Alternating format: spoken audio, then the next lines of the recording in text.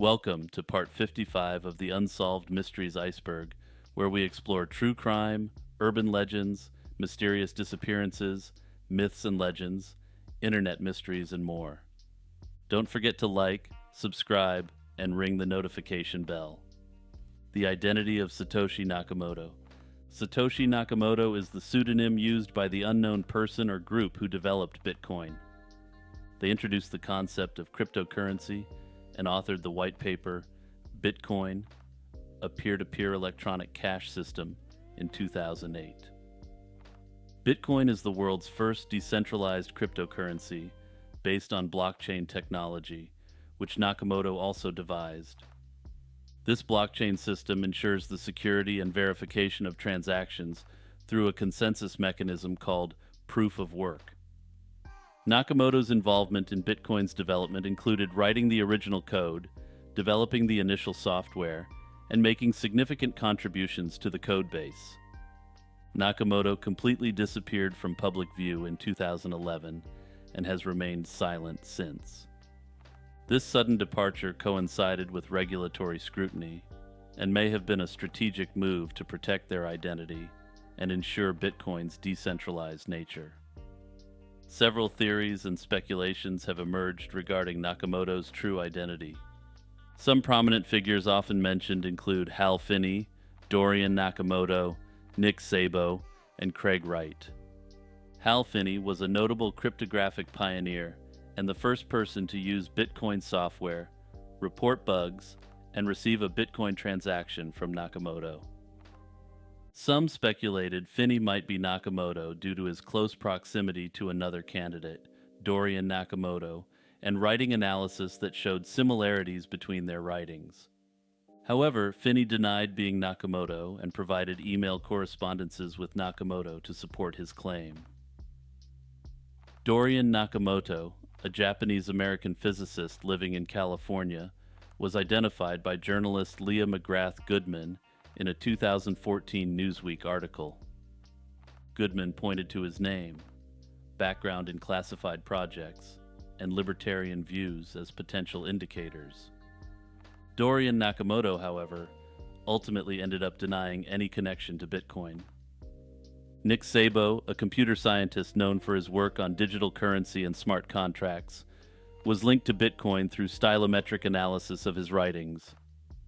Szabo had previously conceptualized a precursor to Bitcoin called BitGold, sharing many similarities with Bitcoin. Despite these links, Szabo has repeatedly denied being Nakamoto. Craig Wright, an Australian computer scientist, publicly claimed to be Satoshi Nakamoto in 2016 and has provided some evidence to support his claim. However, his assertion has been met with skepticism within the cryptocurrency community due to inconsistencies and lack of definitive proof. In March 2024, a justice of the High Court of England found definitively that there was no proof whatsoever that Wright was Nakamoto. Other theories suggest that Nakamoto could be a collective effort by a group of cryptographers or even an entity like the NSA or CIA, but none of these theories have been substantiated. Notably, a declassified NSA paper from 1996 has been said to contain an outline of Bitcoin. Notably, the wallet associated with Nakamoto contains around 1 million Bitcoins. If Nakamoto is an individual person, this places him amongst the wealthiest people in the world. However, this Bitcoin wallet has long been completely inactive. The disappearance of boss Jan Ader. Ader was a Dutch conceptual and performance artist known for his minimalist works and the mysterious circumstances surrounding his disappearance in 1975. Born on April 19, 1942, in the Netherlands, Ader's artistic career, though brief, left a lasting impact on the art world. Ader's work often explored themes of failure, gravity, and the search for the sublime. One of his most notable series is the Fall series, consisting of short films where he documented himself falling from various heights and situations. These films were emblematic of his fascination with the inevitability of failure and the human struggle against natural forces. I note that some take that his works were perhaps a sign of mental struggles, given the bleak outlook portrayed. In 1975, Ader embarked on what would become his final project, In Search of the Miraculous. This ambitious piece was conceived as a three-part work, with the second part involving a solo transatlantic voyage from the United States to Europe. On July 9, 1975, Ader set sail from Chatham, Massachusetts, on a 13-foot sailboat named Ocean Wave. His journey was meant to culminate in a performance and photographic series capturing the essence of his search for the miraculous in the vastness of the ocean. Tragically, he never completed his journey as planned. His boat was found nearly a year later, partially submerged off the coast of Ireland, but the artist himself was never found.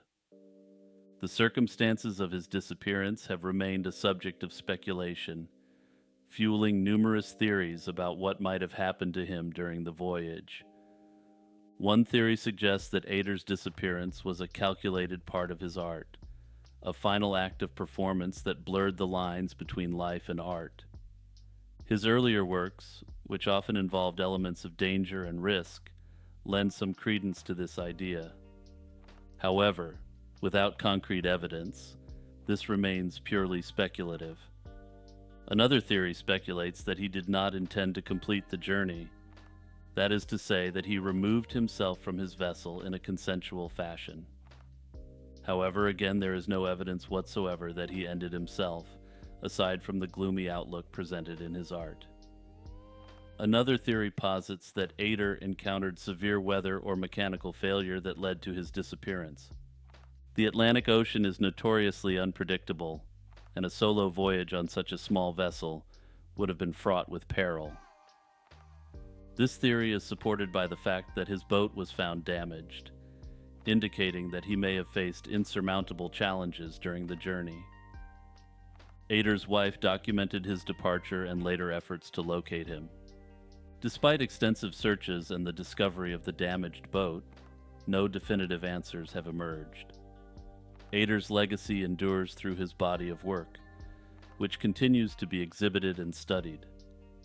Exhibitions of his work have been held at major institutions worldwide, including the Museum of Modern Art in New York City.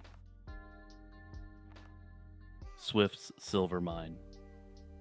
The legend of Swift's Silver Mine is a persistent tale in Appalachian folklore, captivating treasure hunters and historians for centuries. The story of Swift's Silver Mine begins around 1760, when an Englishman named Jonathan Swift is said to have discovered a rich vein of silver in the Appalachian Mountains. This vein of silver was specifically located in the areas that now constitute Kentucky, Virginia, and Tennessee. Swift allegedly found the mine while following a wounded bear, which led him to a cave brimming with silver ore. Swift and his associates supposedly mined large quantities of silver over several years, burying caches of coins and ingots throughout the region. The key to the legend lies in Swift's journal, which purportedly detailed the location of the mines and the routes to the hidden silver. After going blind, Swift entrusted his journal to a woman known as the Widow Renfrew, and copies of the alleged journal have since circulated among treasure hunters. These journals have inspired numerous expeditions, with various versions and maps adding to the confusion and allure of the search. One of the earliest references to the mine comes from John Filson, a historian and mapmaker, who in 1788 claimed a tract of land that supposedly included Swift's mine. Filson's entry described Swift extracting a significant quantity of silver and even minting his own coins, though he mysteriously disappeared later that year, further deepening the mystery. Over the years, many individuals have claimed to have found or come close to finding the elusive mine. In the 1840s, Reverend John Dabney Shane interviewed several Kentucky pioneers who recounted their own attempts, or those of their ancestors, to locate the mine.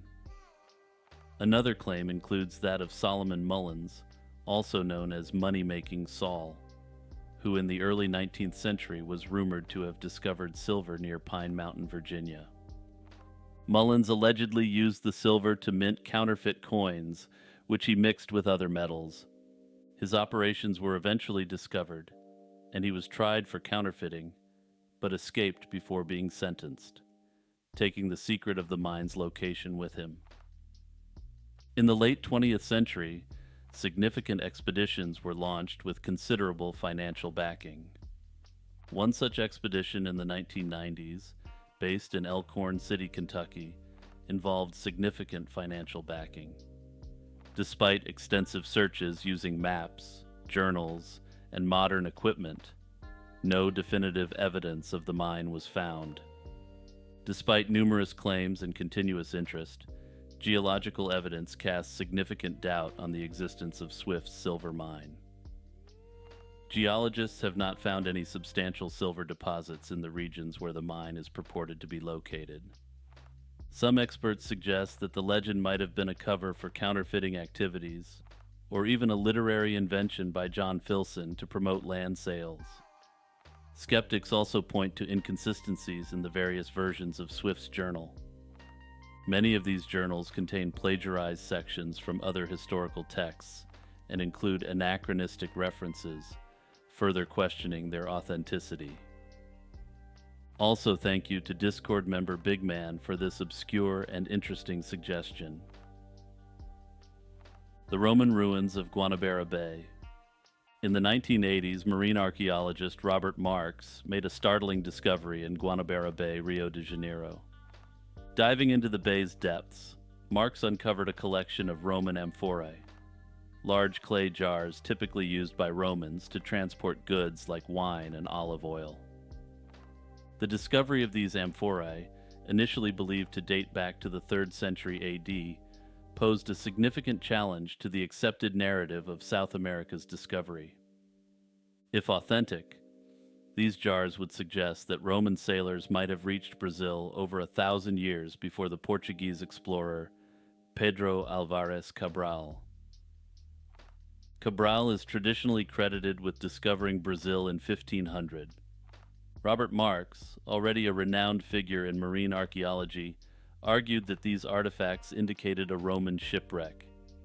He proposed that the ship, blown off course by a storm, ended up in Guanabara Bay. Supporting his claim, Marks pointed out the incrustations of barnacles and coral on the jars, suggesting they had been submerged for centuries. However, this theory was met with skepticism. Critics questioned the legitimacy of Marks's findings, pointing to his reputation for sensationalism and treasure hunting rather than scholarly rigor. The controversy deepened when a wealthy businessman, Americo Santarelli, claimed the amphorae were replicas he had commissioned and discarded in the bay in the 1960s. This revelation cast significant doubt on the authenticity of the artifacts. Adding to the complexity, Marks accused the Brazilian Navy of deliberately covering the site with silt to prevent further exploration. Marks suggested a conspiracy to preserve the historical narrative that honored Portuguese discovery. This claim has been denied by the Brazilian authorities, who have attributed Marks's ban from further explorations to allegations of artifact theft. Despite these controversies, some experts have defended the jar's authenticity. Elizabeth Will, a professor of classics at MIT and an expert on Roman amphorae, identified the jars as similar to those produced in the Roman colony of Kouas on Morocco's Atlantic coast. This analysis provided some academic backing to Marks's assertions, although it is important to note that the professor did not endorse Marks's specific claims. Today, the debate over the Guanabara Bay amphorae still remains unresolved. No comprehensive, peer-reviewed archaeological survey has been conducted to definitively determine the origins of these jars. The Brazilian government's ban on underwater exploration in the bay has continued to further impede efforts to uncover the truth. Juana Maria. Juana Maria, known as the Lone Woman of San Nicolas Island, is a mysterious figure whose story inspired the book Island of the Blue Dolphins by Scott Odell. San Nicolas is a remote island located in the Channel Island chain near the coast of Los Angeles. Her tale, a blend of history and legend, offers a glimpse into the life of a woman who survived alone on an isolated island for nearly 2 decades. Juana Maria was part of the Nicoleno tribe, who lived on San Nicolas Island for thousands of years. The tribe's existence was disrupted in the early 1800s by Russian and Aleut fur traders hunting sea otters, leading to violent conflicts and a drastic population decline. By 1835, the remaining Nicolenos were relocated to the mainland by missionaries. Juana Maria, however, was left behind, reportedly because she jumped overboard to search for her missing child and was not retrieved before the ship departed. Juana Maria's solitary life on San Nicolas became a legend, with occasional sightings by passing sailors. In 1853, a fur trader finally found her living in a hut made of whale bones and brush. She greeted the rescuers with a smile and willingly accompanied them back to the mainland. On the island, she survived by hunting and gathering, using tools and methods passed down from her ancestors. Artifacts recovered from her dwelling, including bone needles and woven water bottles, attest to her resourcefulness and the continuity of Nicoleno culture. Upon her arrival in Santa Barbara, Juana Maria became a curiosity. She often sang and danced for visitors, sharing what little she could communicate through her songs. The mystery of Juana Maria's survival and her eventual fate has spurred numerous theories. Some speculate that she was not entirely alone. Archaeological evidence suggests occasional visits by other Native American groups or hunters. Moreover, her ability to maintain tools and create clothing indicates a deep knowledge of her environment and traditional skills. Her precise reasons for remaining on the island are also debated. Some believe she stayed to search for her child or another missing relative. Others suggest she might have been accidentally left behind or chose to remain in familiar territory despite the dangers. Old Green Eyes. This is a suggestion by community member Sayacine. The origins of the Old Green Eyes legend are intertwined with the Battle of Chickamauga, one of the Civil War's bloodiest battles. The battlefield, now a national military park, is said to be haunted by numerous spirits, with Old Green Eyes being the most famous among them. The legend dates back to the days following the battle, where soldiers claim to have seen a pair of eerie green eyes roaming the battlefield, often near Snodgrass Hill. There are various descriptions of what Old Green Eyes might be. Some accounts describe it as the ghost of a Confederate soldier who lost his head to a cannonball. His spirit, unable to rest, searches the battlefield for his missing body. Others claim Old Green Eyes is an ancient, malevolent creature predating the Civil War, possibly from Native American folklore, where it was considered a guardian of sacred lands. Witnesses have reported seeing a tall, ghostly figure with glowing green eyes and long, stringy hair. In some stories, the figure has a grotesque appearance with sharp fangs and a menacing presence. These sightings often occur at night, with many people experiencing a sudden sense of dread or encountering unexplained phenomena such as malfunctioning equipment and strange noises. Numerous personal accounts add to the mystique of Old Green Eyes. For instance, Edward Tinney, a former historian and chief ranger at the park, recounted an eerie encounter in 1976. He described seeing a tall man with greenish-orange eyes, who vanished when a car's headlights hit him. This sighting, among many others, has fueled speculation and fear among those who visit the battlefield. The fugitive Adam Emory. On August 31, 1990, Adam Emory, along with his wife Elena and another couple, experienced a minor traffic accident in Warwick, Rhode Island. Their car, a 1985 Ford Thunderbird, was sideswiped by another vehicle while they were at a seafood stand. Angered and mistakenly believing that a red Ford LTD was responsible, Adam pursued the car driven by 20-year-old Jason Bass. The pursuit ended tragically when Adam forced Bass's car to stop. He confronted Bass with a military-style knife and, during the confrontation, stabbed Bass in the chest, ending him. To add to the horror, subsequent investigations revealed that Bass's car was not the one that had hit Adam's vehicle. Emory claimed he acted in self-defense, but the evidence did not support this assertion.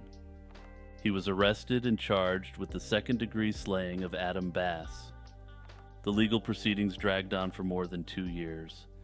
During this time, Emory was released on bail after spending 8 months in custody.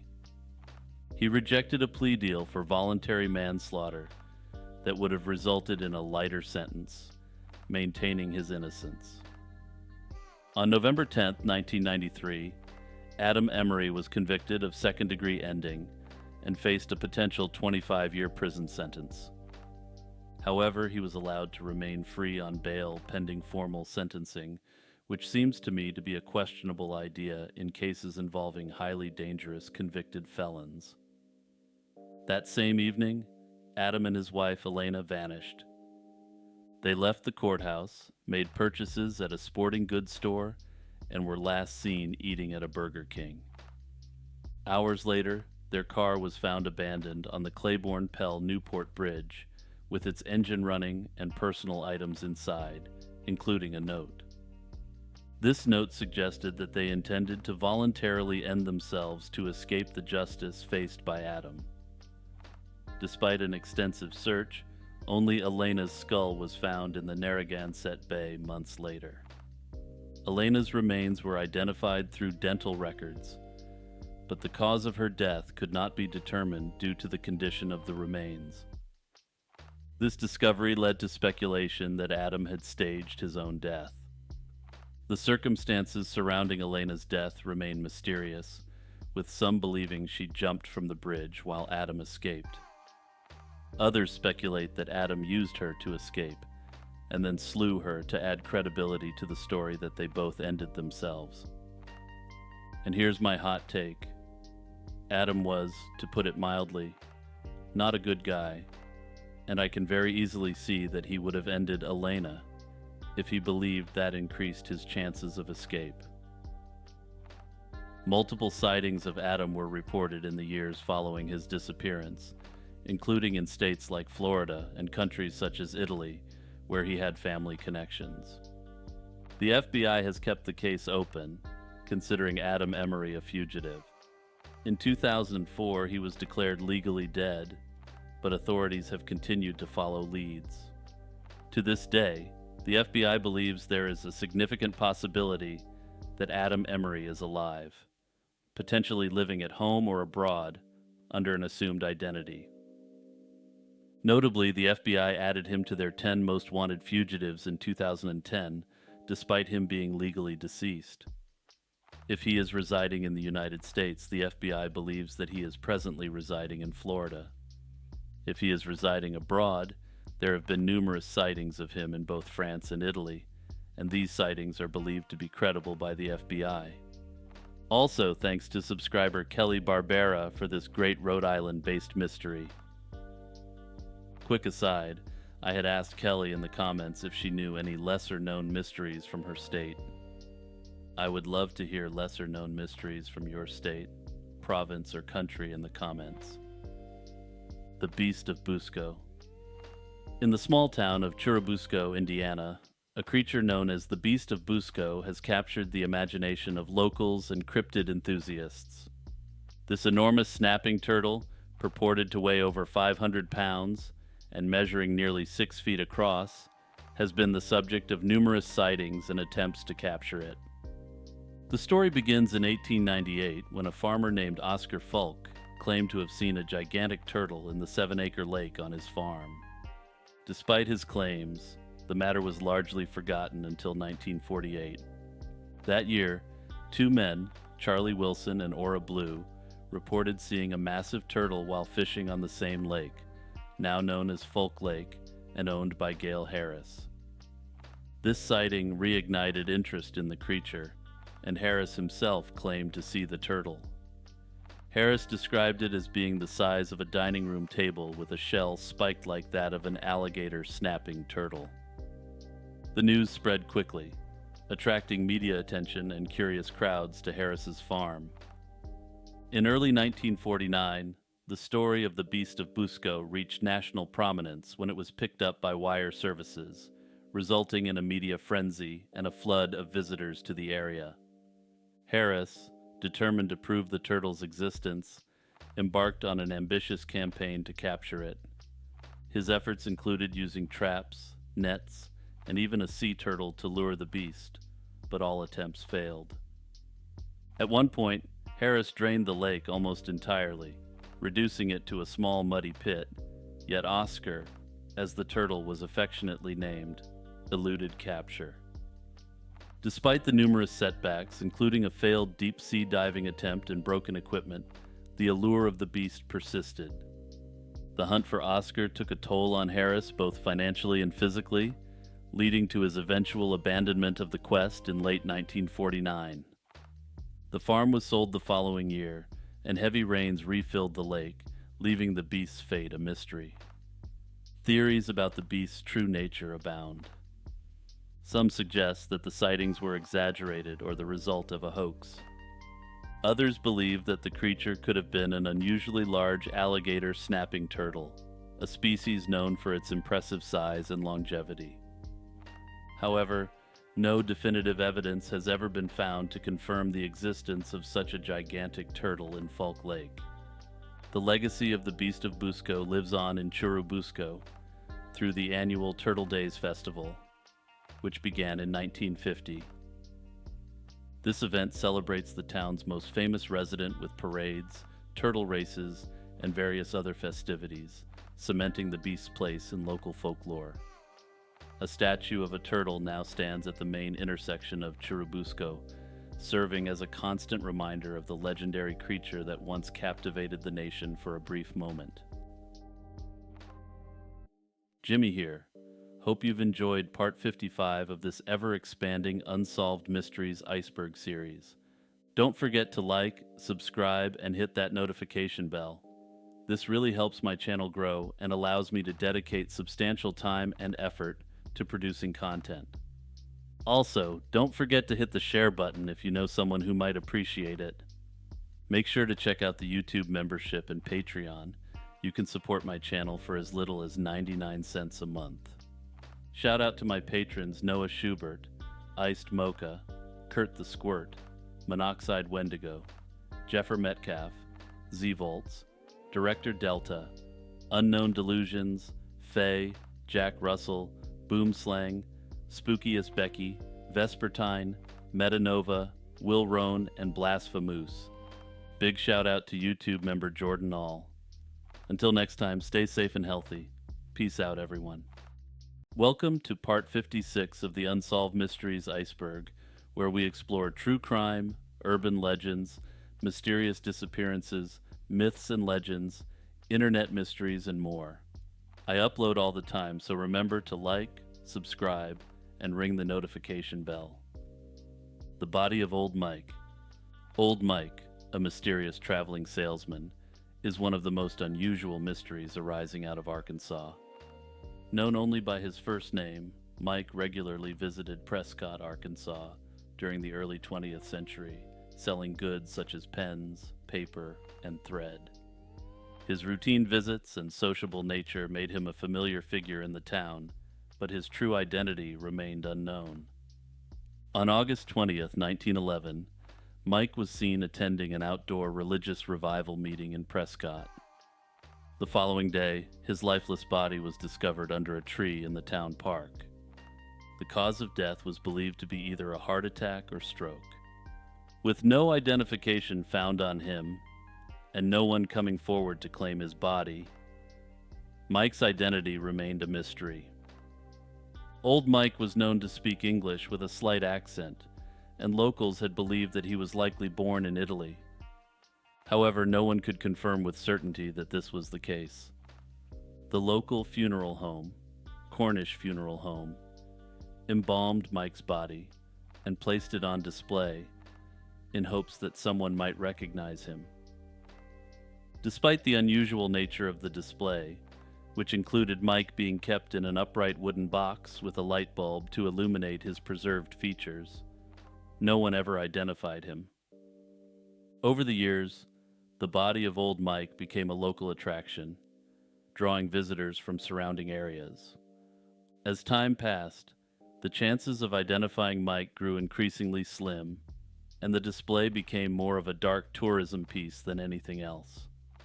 By 1975, after more than 6 decades of being displayed, the Arkansas Attorney General's office intervened and requested that the body be buried. Locals had begun to become concerned about the lack of respect shown to old Mike's body. After all, it was one thing to put up the display in 1911 when someone was quite likely to know who he was, but by 1975 this was very clearly no longer the case, and his body had simply become a gruesome attraction. On May 12, 1975, old Mike was finally laid to rest in Deanne Cemetery in Prescott, in a quiet ceremony attended by general well-wishers, who at that point had grown up with him. The identity of old Mike still remains unknown over 100 years after his passing. Also, big shout out to Crystal Barnes for this amazing local Arkansas suggestion.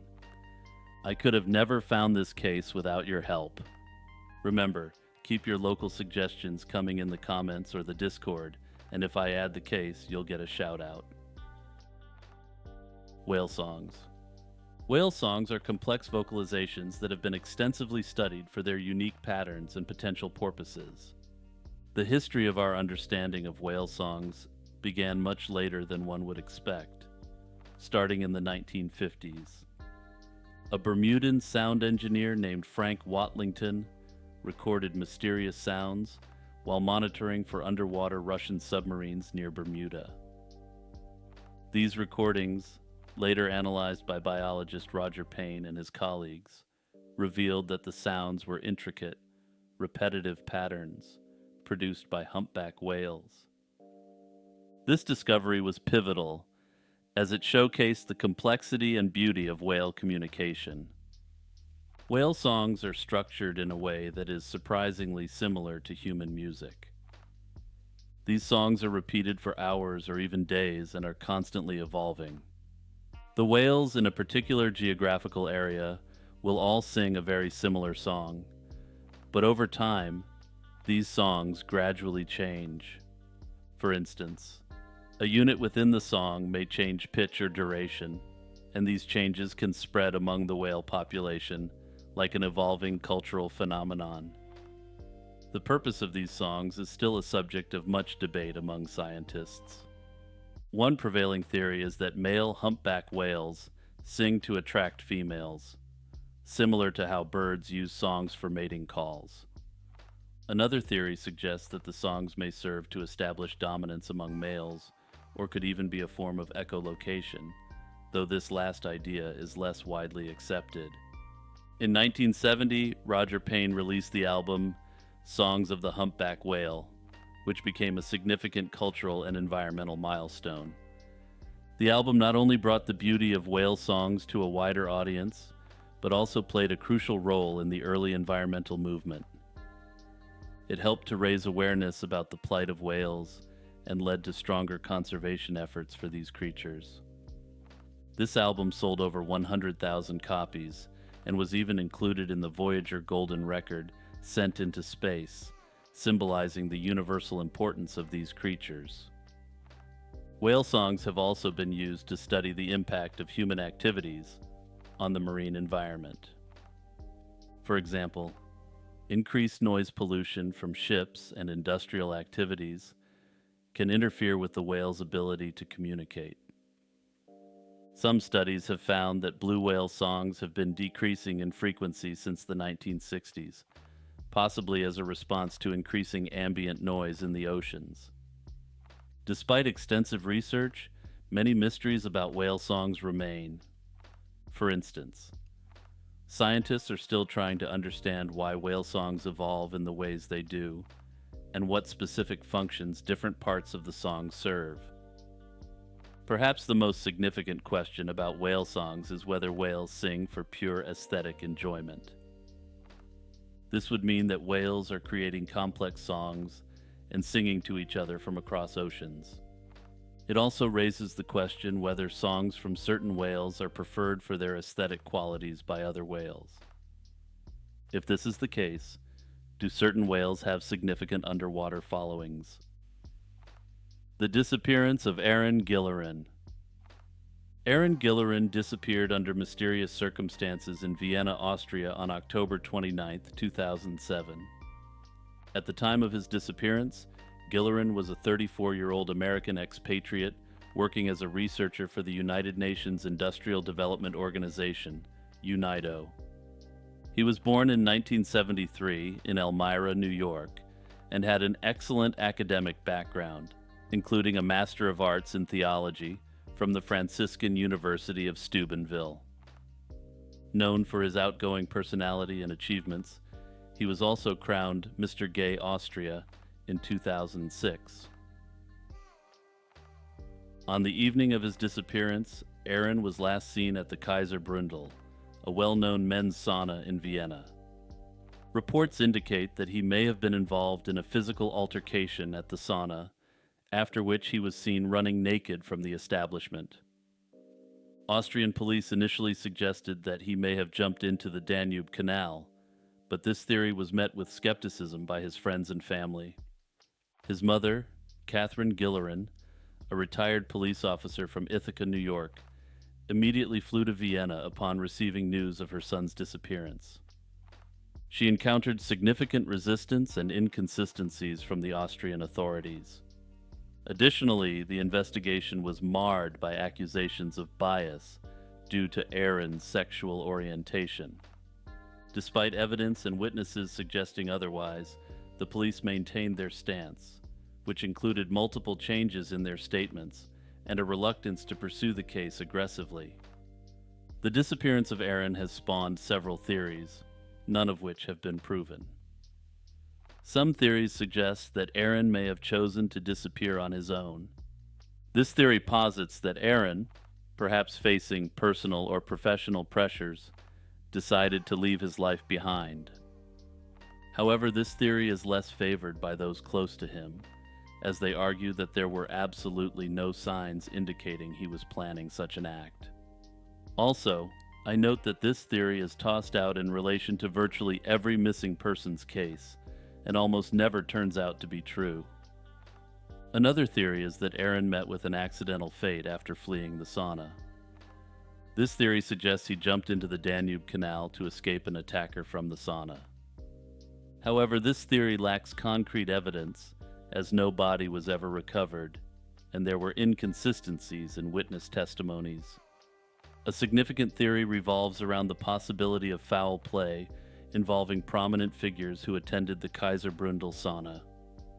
This sauna was known for hosting socially and politically influential men, many of whom were not openly gay. It is suggested that Aaron might have witnessed or been involved in something that led to his disappearance. Supporters of this theory argue that the police's inconsistent statements and reluctance to investigate thoroughly might be indicative of a cover-up to protect these individuals.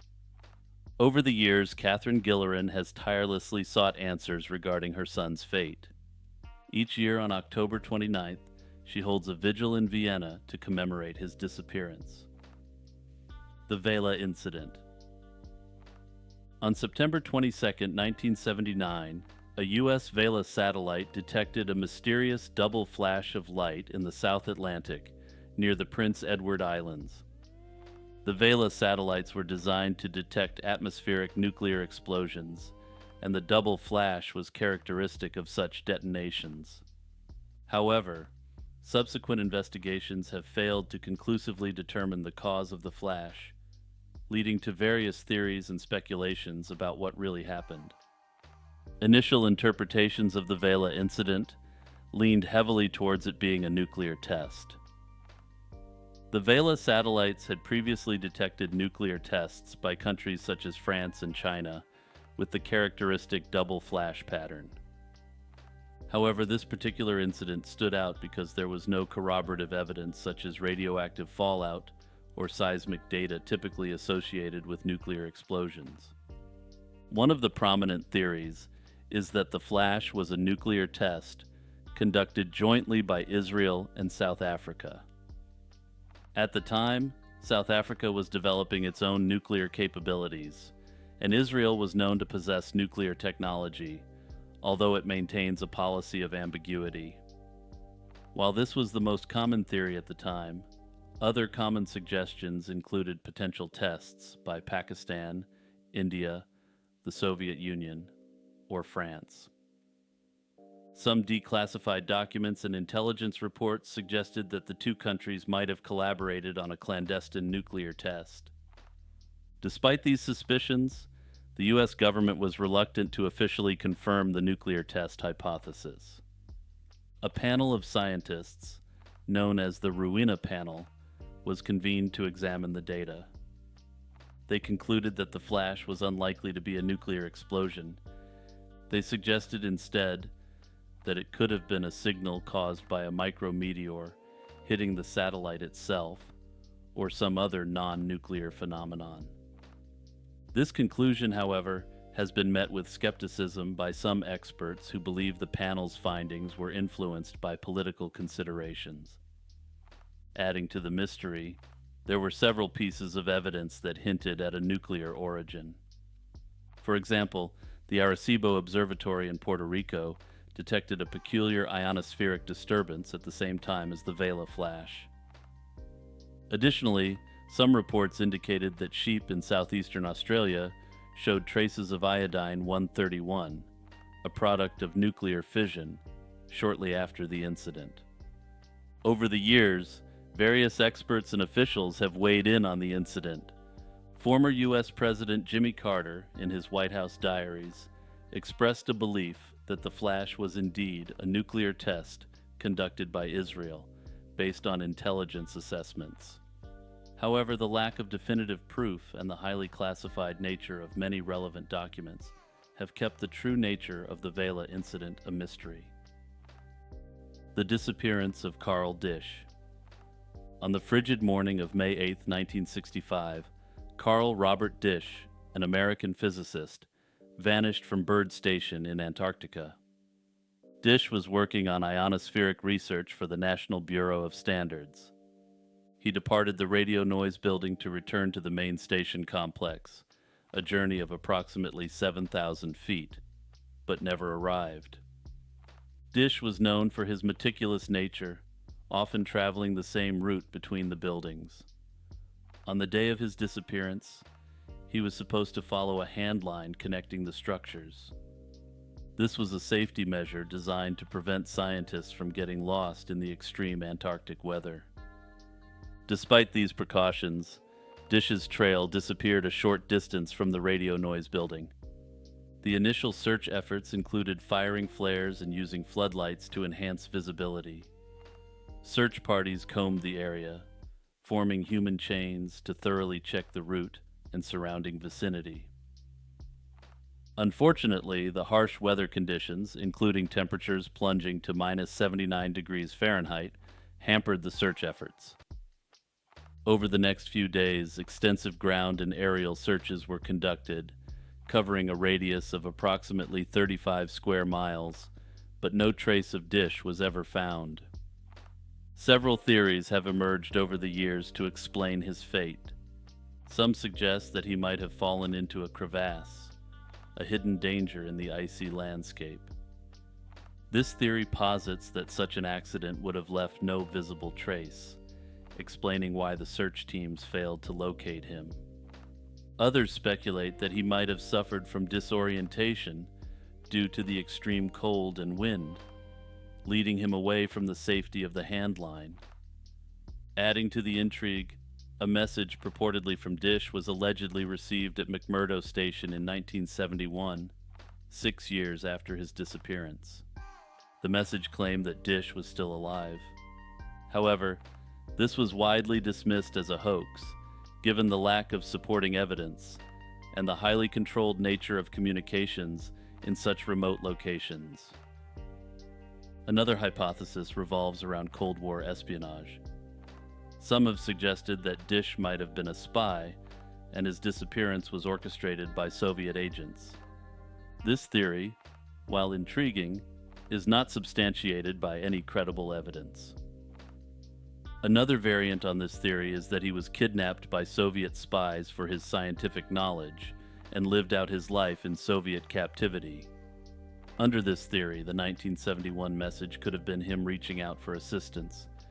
In recognition of his contributions to science and the mystery surrounding his disappearance, the Disch promontory in Antarctica was named in his honor. Despite the many efforts to uncover the truth, the fate of Carl Disch remains unknown, likely forever. The Khamar Daban Incident. This is another suggestion from Austin Lee. Thanks again for another great suggestion. In August 1993, a group of 7 Russian hikers from Kazakhstan, led by Lyudmila Korovina, set off on an expedition into the Khamar Daban mountain range in southern Siberia. This trek, meant to explore the picturesque but challenging landscape, turned into a tragic and mysterious event.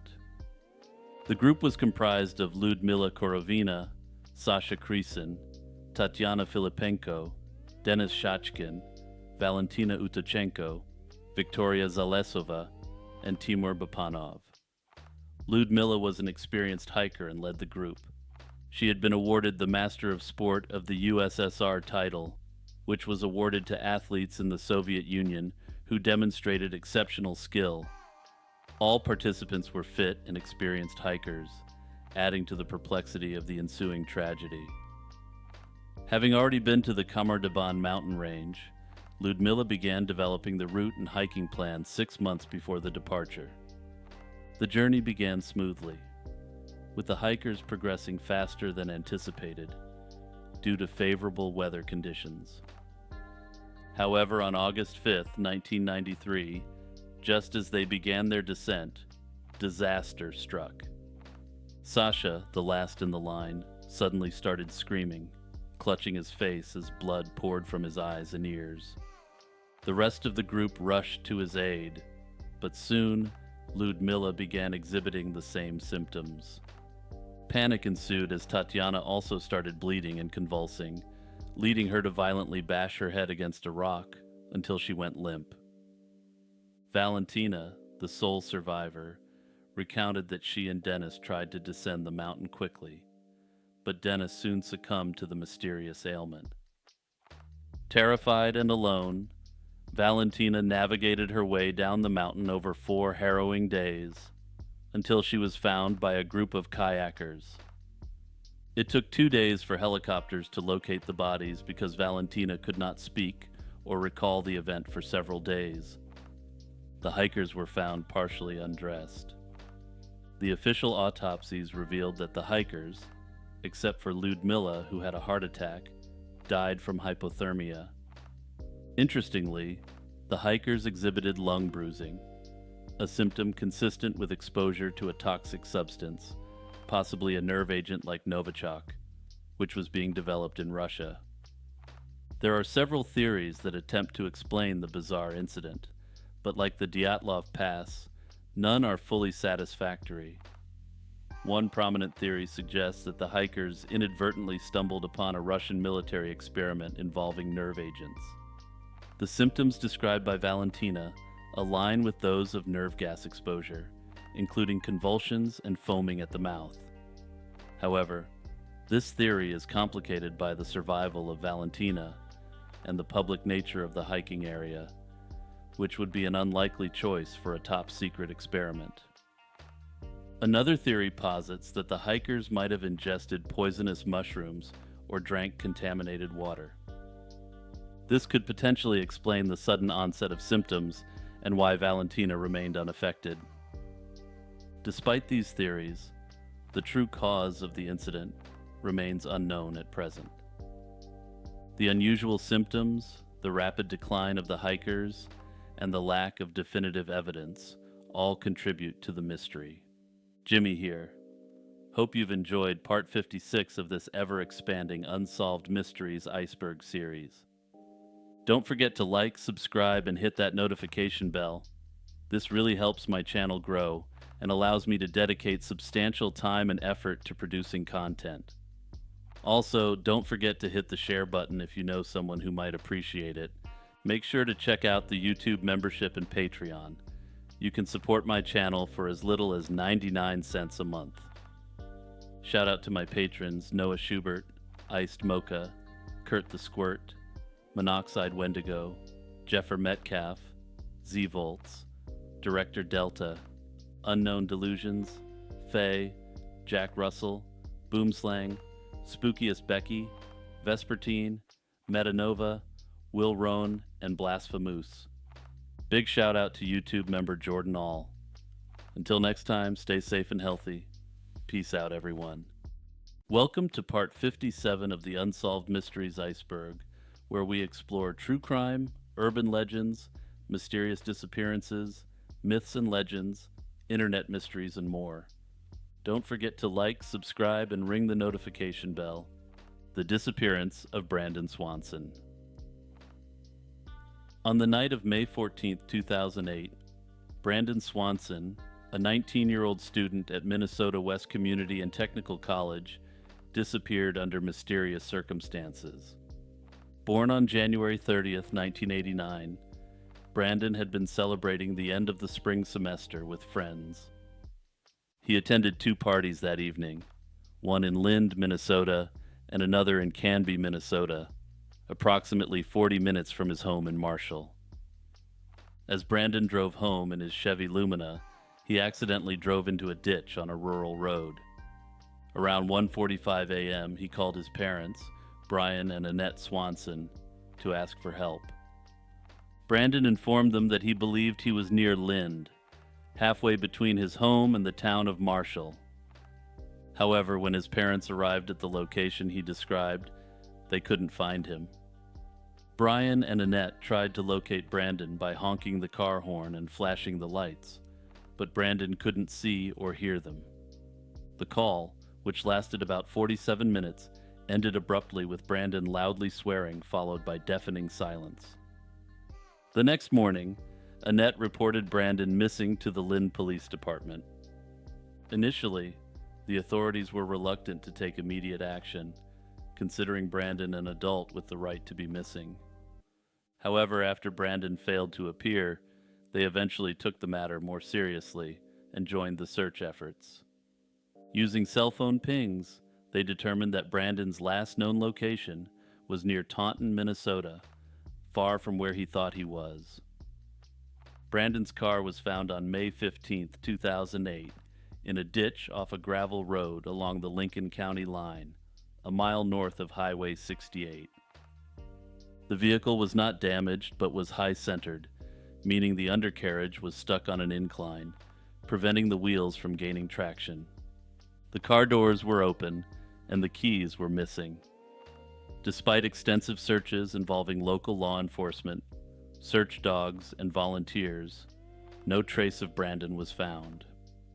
The scent dogs tracked his scent to the Yellow Medicine River, where it seemed to enter the water, but further searches yielded no evidence of Brandon's presence in the river.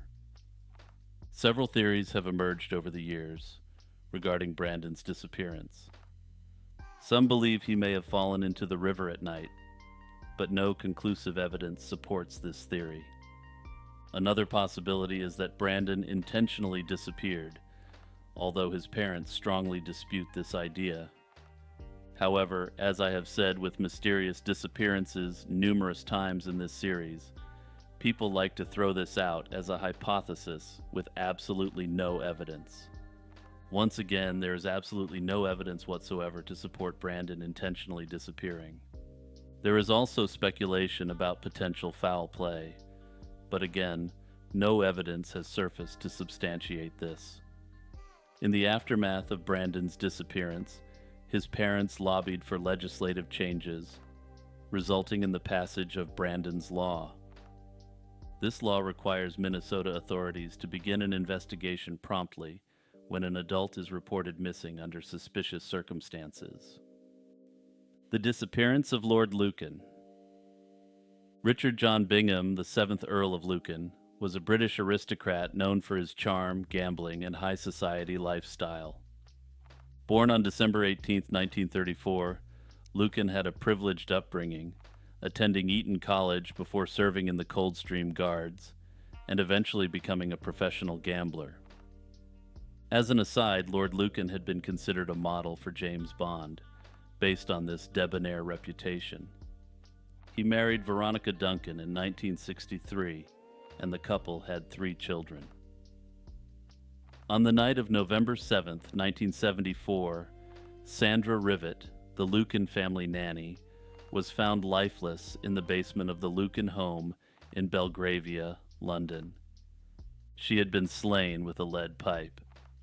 Shortly after, Lady Lucan, who was also attacked and injured, fled to a nearby pub for help, claiming that her estranged husband was the assailant. Following this, Lord Lucan disappeared, sparking a nationwide manhunt and a plethora of theories about his fate. One of the most significant pieces of evidence was Lucan's car, found abandoned in New Haven, East Sussex, with bloodstains inside. Despite intensive searches, Lucan was never found, and his whereabouts remain unknown to this day. In 1999, he was declared legally deceased in absentia. Theories about Lord Lucan's fate are numerous and varied. Some suggest he took his own life shortly after the incident. Lady Lucan herself believed that he jumped off a ferry, unable to live with the consequences of his actions. Others claim he fled abroad and lived under an assumed identity. Over the years, there have been alleged sightings of Lucan in places like Australia, Mozambique, Zimbabwe, and even as a hippie in India. However, none of these sightings have been conclusively proven, and many have been debunked.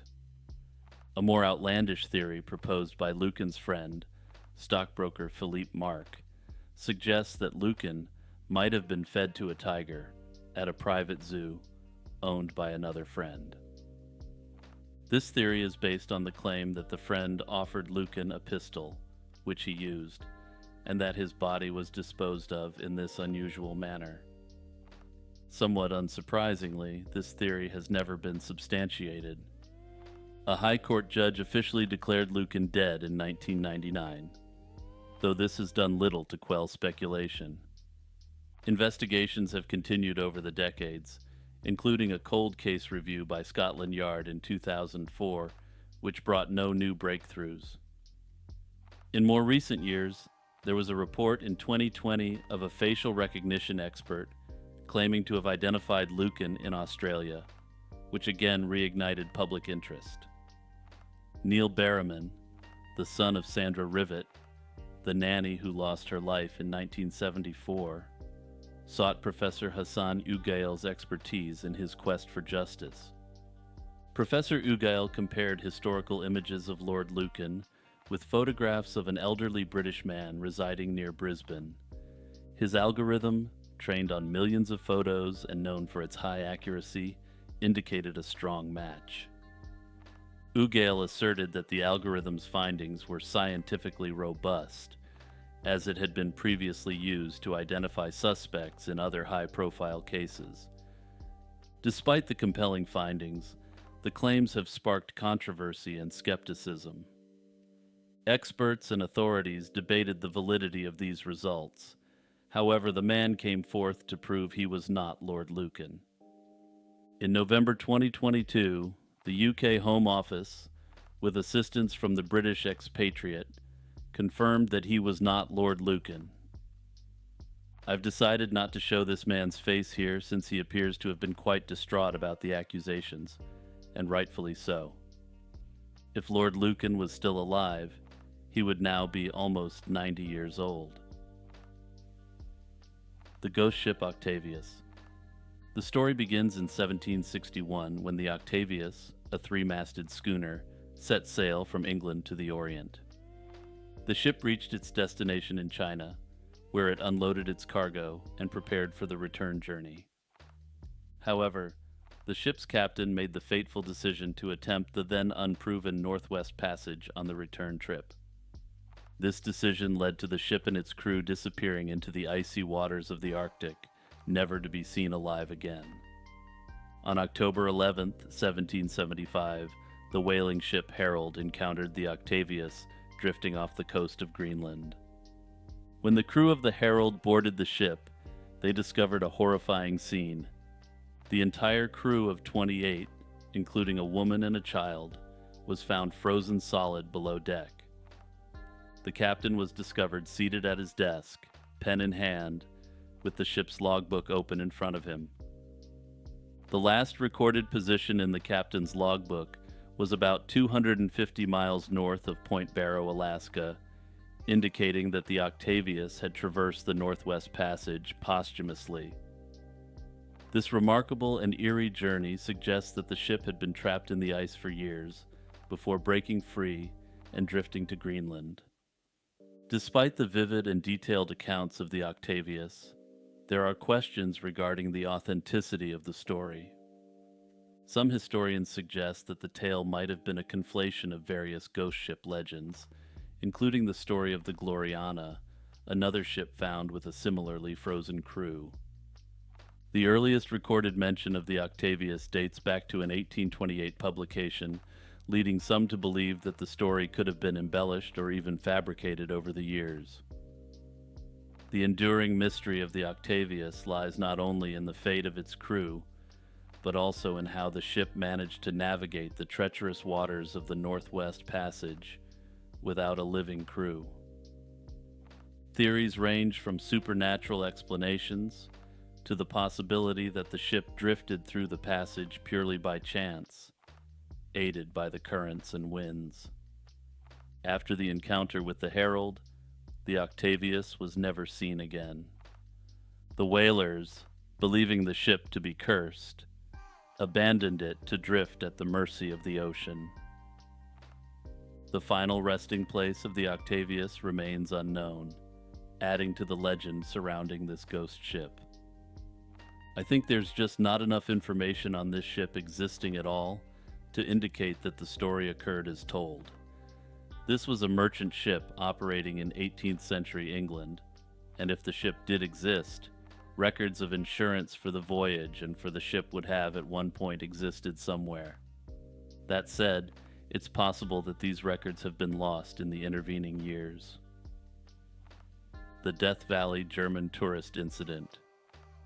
In July 1996, a family of 4 German tourists, Egbert Rimkus, Cornelia Meyer, and their children Georg and Max, went missing in Death Valley National Park. The family, hailing from Dresden, Germany, had planned a tour of the American Southwest. They were last confirmed to be in Las Vegas before heading to Death Valley. The family was due to return to Germany on July 27th, but they never made their flight. Their rental van was discovered abandoned in Anvil Spring Canyon on October 21st, 1996, 3 months after they were last seen. Initial search efforts were extensive, involving multiple rescue teams and even aerial searches. They focused on areas around Anvil Canyon and Mengel Pass, but no trace of the family was found beyond some personal items and a logbook entry at Warm Springs Camp. The logbook indicating their intention was to, quote, "go over the pass." In 2009, Tom Mahood and Les Walker, who were off-duty search and rescue personnel, embarked on a mission to solve the mystery. On November 12, 2009, they discovered skeletal remains of 2 adults, later identified as Egbert Rimkus and Cornelia Meyer. Nearby, they found Cornelia's passport, identification, and other personal items. The remains of the children were never conclusively found, though some items, like the sole of a child's shoe, were discovered. One prevalent theory is that they underestimated the difficulty of their route through Mengel Pass, leading them to become stranded in the harsh environment of Death Valley. Mahood speculated that the family might have tried to walk to Naval Air Weapons Station China Lake to seek help. He further speculated that they succumbed to the extreme heat and dehydration typical of the region in July on this journey. Another aspect of the case is the family's apparent attempt to take a shortcut to Yosemite National Park. This decision might have been driven by a desire to see more sights before their return flight, but it ultimately led them into an unfamiliar terrain without adequate supplies or preparation. Despite the eventual discovery of Egbert and Cornelia's remains, the full story of what happened to this family remains a mystery. This case has gotten significant attention in recent years due to the popularity of missing 411 cases and similar phenomena. I question why the children were not found with the adults, and it does make me think that something more sinister may have happened. That said, at this point, there just isn't enough evidence. It's unclear if this matter is still being officially investigated, and if so, what agency is responsible for the investigation. The Czocha Castle. Czocha Castle, located in the village of Czocha in southwestern Poland, is a historic fortress. Constructed in the mid-13th century, the castle originally served as a defensive stronghold on the Bohemian-Lusatian border. Its oldest part, the keep, was later expanded to include residential buildings and fortifications. Throughout its long history, Czocha Castle has changed hands multiple times, enduring sieges, fires, and extensive remodeling.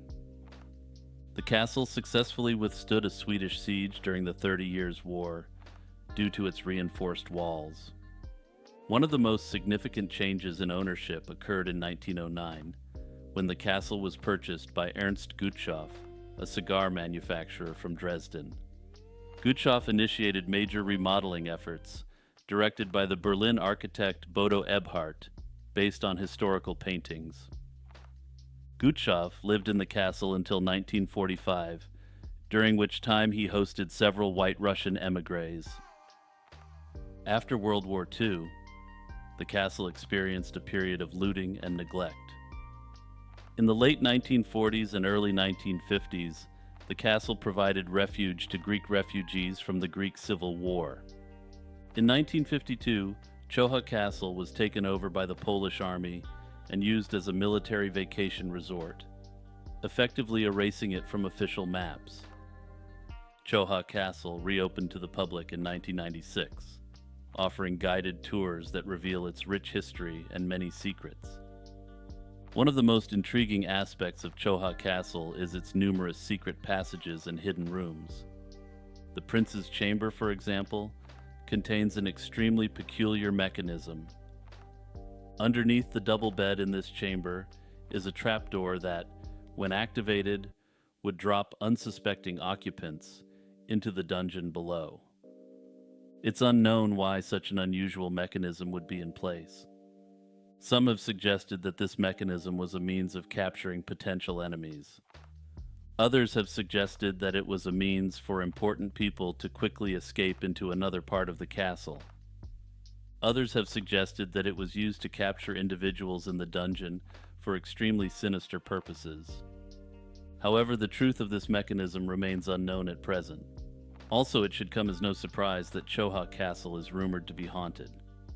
Notably, the castle was also used for a Europa Universalis IV tournament in 2023. As an avid player of said game, I have to say the idea of playing the game in a fortress that plays a regional role within the game is a fascinating idea. 7 Cities of Gold. The legend of the 7 Cities of Gold, also known as the 7 Cities of Cibola, is one of the myths from the era of Spanish exploration in the Americas. This tale has its roots in the 16th century, during the Age of Discovery, when European explorers were driven by the allure of uncharted territories and unimaginable wealth. The myth of the 7 Cities of Gold first gained prominence through the reports of Alvar Núñez Cabeza de Vaca. After being shipwrecked off the coast of Florida in 1528, de Vaca and his companions wandered through what is now the southwestern United States and northern Mexico, They heard rumors from indigenous people about cities rich in gold, fueling further Spanish interest in the region. In 1539, Friar Marcos de Niza, a Franciscan missionary, claimed to have seen one of these cities from a distance during his expedition to what is now New Mexico. His accounts, although based on hearsay and distant observations, described large, prosperous cities with vast amounts of gold. De Niza's reports spurred the interest of the Spanish authorities, leading to the commissioning of a more extensive expedition. Francisco Vázquez de Coronado was the man chosen to lead the quest for these legendary cities. In 1540, Coronado set out with a large expeditionary force, including hundreds of soldiers, native auxiliaries, and a vast supply train. They followed de Niza's guidance to the Zuni Pueblo, one of the supposed cities of gold. Upon arrival, they found not the golden splendor described, but rather modest adobe villages inhabited by the Zuni people. Despite the lack of gold, Coronado continued his search, driven by further rumors of wealth in a place called Quivira, which also turned out to be a disappointment. Some historians suggest that the legends were based on the rich and complex cultures of indigenous peoples in the American Southwest. These impressive settlements may have been misinterpreted as cities of gold by the Spanish.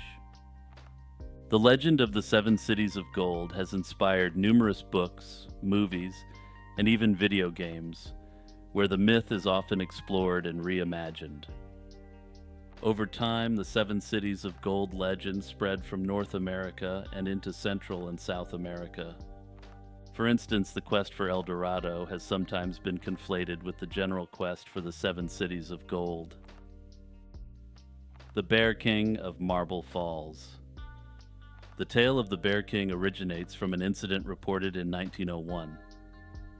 According to a story published in the Washington Bee, a young girl named Raimi Arland was abducted by a mysterious creature while gathering sheep near her home in Marble Falls, Texas. The creature, described as a great bear man, was said to resemble a bear, but exhibited human-like intelligence and behavior. Raimi's encounter with the Bear King began innocuously. She was tending to her family's sheep when a large black bear crossed her path. As she continued, a more terrifying figure emerged, a creature that seemed both bear and man. This creature, later identified as the Bear King, abducted Raimi, carrying her to its cave. Her screams alerted her mother, who gathered a search party, but it wasn't until the next day that a hunter found Raimi wandering aimlessly. After her rescue, Raimi recounted her harrowing experience. Determined to eliminate the threat, local men formed a hunting party and tracked the creature to its lair. The Bear King confronted the hunters, displaying aggressive behavior reminiscent of a great ape, snapping its teeth, beating its chest, and roaring like a panther. Despite its intimidating presence, the hunters managed to shoot and slay the beast quite easily. The Bear King legend is intertwined with Native American folklore, specifically the Kickapoo tribe, who spoke of a bear man ruling over the bears in the region. While no physical evidence remains, the story shares similarities with other cryptid tales, such as Bigfoot, known for human-like creatures abducting people. The behavior of the Bear King, especially during its final confrontation, aligns with known intimidation tactics of great apes, adding a layer of plausibility to the creature's existence. However, there are elements to the tale which suggest the newspaper may have just made the whole thing up. The story's details, such as the mention of the Moon Mountains, a non-existent range in Texas, cast doubt on its historical accuracy. Jimmy here. Hope you've enjoyed part 57 of this ever-expanding Unsolved Mysteries Iceberg series. If you're into relaxing lo-fi beats, click the link in the description and follow me on Spotify. Don't forget to like, subscribe, and hit that notification bell. This really helps my channel grow and allows me to dedicate substantial time and effort to producing content. Make sure to check out the YouTube membership and Patreon. You can support my channel for as little as 99 cents a month. Shout out to my patrons Noah Schubert, Iced Mocha, Kurt the Squirt, Monoxide Wendigo, Jeffer Metcalf, Z-Volts, Director Delta, Unknown Delusions, Faye, Jack Russell, Boomslang, Spookiest Becky, Vespertine, Metanova, Will Roan, and Blasphemous. Big shout out to YouTube member Jordan All. Until next time, stay safe and healthy. Peace out, everyone. Welcome to part 58 of the Unsolved Mysteries Iceberg, where we explore true crime, urban legends, mysterious disappearances, myths and legends, internet mysteries, and more. Don't forget to like, subscribe, and ring the notification bell. Seriously, I'm out here uploading almost daily, and I want all you getting those notifications. The disappearance of Nico Lissy. On September 30th, 2011, 18-year-old Nico Anthony Lissy disappeared under mysterious circumstances. Nico was last seen in Addison, New York, accompanied by his friend Robert Nicholas Neal Knight. The pair visited Nico's uncle around 2 p.m., informing him they planned to go to Buffalo, New York, possibly for a camping trip. They were driving a gray 2004 GMC Canyon pickup truck, which Knight claimed belonged to his grandfather. However, it was later revealed that the truck was stolen. The next significant event in the timeline occurred on October 1st, 2011. Surveillance footage captured Nico and Knight at a Wegmans in Rochester, New York, early that morning. Later, Knight arrived at his parents' home in Romulus, Michigan, without Nico. He told his family that Nico had dropped him off, but nobody witnessed this. That same day, Nico's phone pinged for the last time from Flintlock Drive in Franklin, Tennessee, around 4:08 p.m. This location was familiar to Nico, as he had lived in Franklin for a brief period in 2009. Nico's mother received his driver's license in the mail on October 3, 2011. It had been found on a street in Hornell, New York, and mailed to her anonymously. Concerned by this strange occurrence, and her inability to contact her son, she reported him missing on October 5, 2011. On October 8, 2011, police questioned Knight in Michigan regarding Nico's disappearance. This is where the case took a truly bizarre and unusual turn. During the interview, Knight's erratic and bizarre behavior led to a recommendation for a psychiatric evaluation, after which he was hospitalized and released the next day. On October 10, 2011, Knight was found deceased at his parents' home from a suspected substance overdose.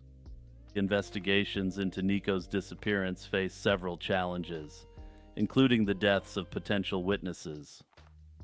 Knight's father passed away in 2012, and his brother died in 2018. These losses complicated efforts to gather information from Knight's family about Nico's fate. A breakthrough came in July 2016 when authorities located the stolen GMC Canyon in a garage in Nashville, Tennessee. However, as yet, this does not appear to have led to any significant leads in this case. Nico's mother, Monica Button, has been relentless in her search for answers. She has conducted her own investigations, visited Tennessee multiple times, and maintained a public presence to keep Nico's case in the spotlight. Despite these efforts, Nico's whereabouts remain unknown, and his case is still classified as an active missing persons case. If you have any information whatsoever about the disappearance of Nico Lissy, please contact the Tennessee Bureau of Investigations. Your information may hold the key to resolving this missing persons case and bringing peace to Nico's family. This is a suggestion by YouTube member Crazy Diamond. As always, remember to leave your suggestions in the Discord server or in the comments. The Great Smog of London. In December 1952, London experienced one of the most severe environmental disasters in its history, known as the Great Smog. Over a period of 5 days, from December 5th to December 9th, toxic smog enveloped the city, bringing it to a near standstill. The smog likely resulted from a combination of natural fog and pollutants, primarily from coal burning. Notably, the exact cause of the Great Smog and the extremely unlucky confluence of factors is still not fully known. During the early 20th century, coal was the main source of heat in London homes and the primary fuel for industrial processes. As a result, the air was often filled with soot and sulfur dioxide. A cold spell in December 1952 caused Londoners to burn more coal than usual, leading to an increase in airborne pollutants. A high-pressure weather system created an inversion layer that trapped these pollutants close to the ground, preventing them from dispersing. The smog reduced visibility to a few feet, making transportation nearly impossible. Boats on the River Thames were immobilized, flights were grounded, and trains were canceled. Drivers were forced to use headlights during the day, and many abandoned their vehicles altogether. Pedestrians navigated the streets with great difficulty, often feeling their way along buildings to avoid obstacles.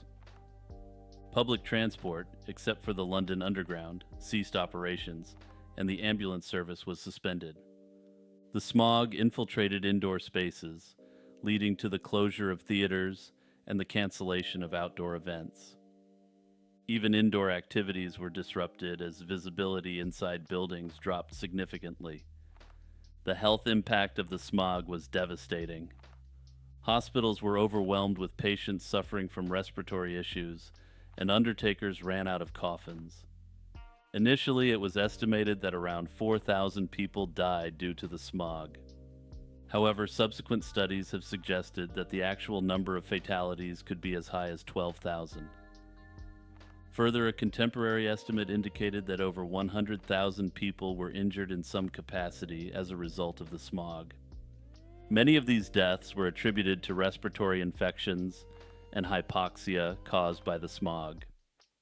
There are numerous stories from those who lived through the Great Smog. People described it as feeling like they were blind, unable to see their own feet. The smog was so thick that conductors had to walk in front of buses with flashlights to guide drivers. At night, the smog was so impenetrable that even familiar streets became treacherous. Some people resorted to wearing smog masks purchased from pharmacists, while others simply stayed indoors. Several theories have emerged about the long-term impact of the Great Smog. It has been suggested that the smog not only caused immediate health issues, but also had lasting effects on public health. Under this theory, the Great Smog event contributed to increased rates of respiratory diseases in the years following the event. Additionally, some researchers have proposed that the smog may have influenced environmental policies worldwide, serving as a catalyst for modern environmentalism. The immediate aftermath of the smog saw a slow governmental response. It was only after a thorough investigation that the true extent of the disaster became apparent. In response, the British government passed the Clean Air Act of 1956, which aimed to reduce air pollution by controlling the burning of coal and establishing smoke-free zones in urban areas. This legislation marked a significant step towards cleaner air in the UK and inspired similar measures globally. Notably, present-day scientists and historians are attempting to study modern Great Smog-type events in the developing world to better understand this anomaly. The disappearance of Patricia Meehan.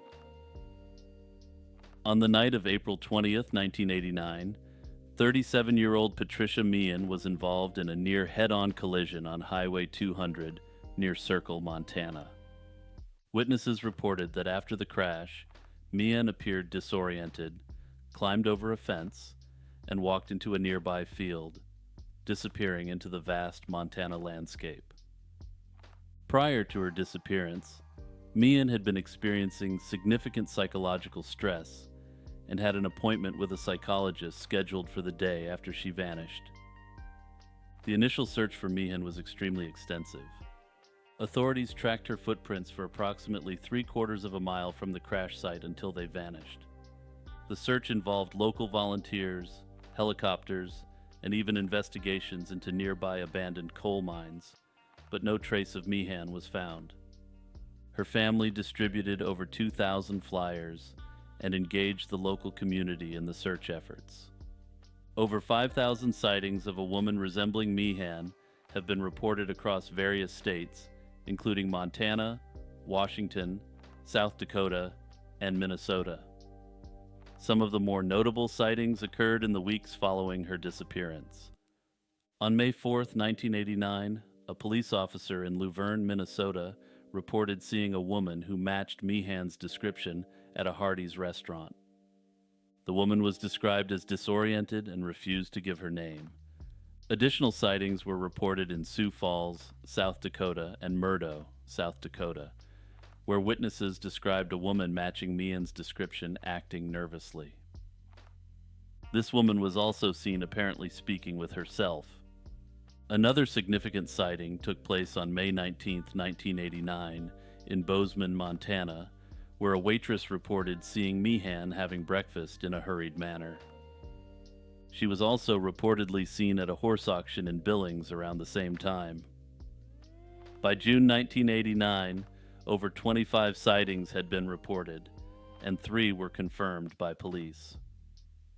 Theories about Meehan's disappearance range from her suffering from amnesia due to the crash to her living a transient lifestyle.